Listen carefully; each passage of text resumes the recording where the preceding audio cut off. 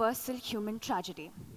We've all walked in one direction, confidently, pretending like we're the protagonist, only to realize midway that we're headed in the wrong direction. In order to make a socially acceptable U-turn, we pretend to check Google Maps, look at the ceiling, fix our hair, or do literally anything else instead of turning around like a regular human. But here's the truth, though. That tiny, clumsy reversal that you do, without giving it any thought, we make one of the best choices. That is reverse thinking. Good evening to one and all present here. I am Shikha Praveen, and today I would love to show you all how this seemingly awkward life glitch might just be one of the most powerful and innovative tools we have at hand across science, technology, environment, and maybe even happiness. We live in a world that is obsessed with forward, right? Move forward, think ahead, next, next, and next. But what if I tell you that some of the most smartest breakthroughs across science, technology, environment, and arts has happened because someone, just someone, decided to stop, take a step back, and switch their thinking upside down. Surprisingly, your brain concurs as well. According to neuroscience, the brain works best when you stop pressuring it to find solutions. This is why your greatest of the greatest ideas hit you during showers, spontaneous walks, or at 2 in the morning when everything seems to be flashing back to old Bollywood. Our brain discovers patterns and solutions that we totally overlooked when we shift our focus, almost as if it were waiting for us to finally stop pretending like everything is under control. And art has been reverse thinking forever. Painters erase more than they paint. Writers delete more than they write. I would know this myself because, to be very honest, I am a terrible painter.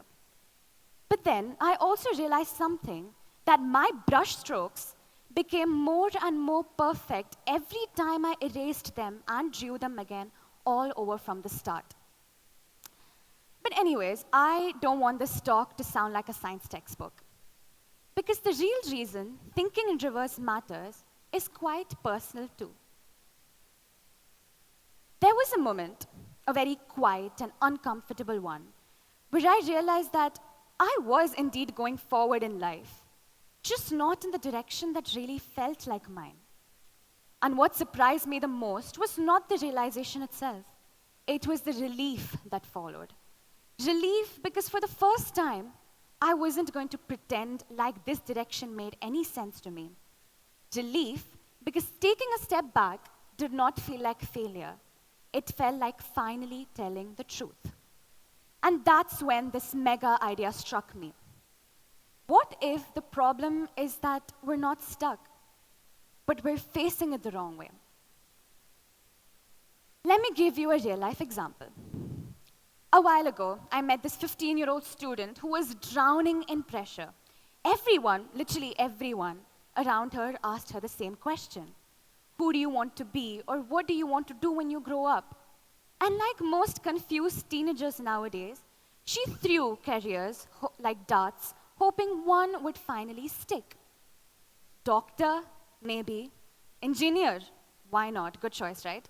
Stand-up comedian, depends on the day and Indian parents. But then someone asked her a completely different question. What do you definitely not want to become? And that single question shape-shifted everything for her. Suddenly, she wasn't chasing a very unclear and murky future. She was eliminating the wrong parts, one by one. And with each no, she got a step closer to yes. That is reverse thinking. And this 15-year-old is none other than me a year ago. We are so accustomed to adding more in our life.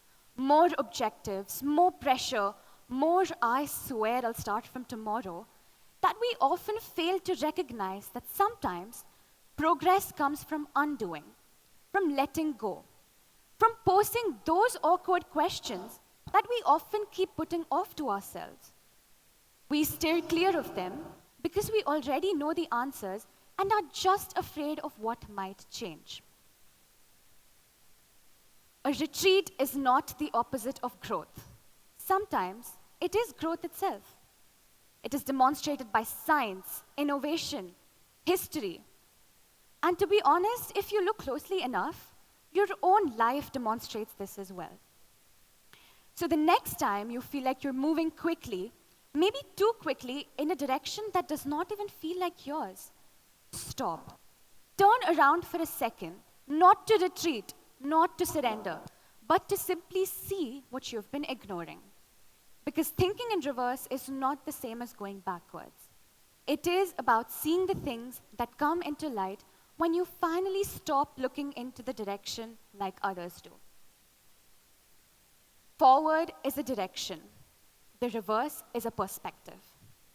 And like my comfort character, Dustin Henderson, from my favorite series, Stranger Things, once said, I am on a curiosity voyage, and I need my paddles to travel.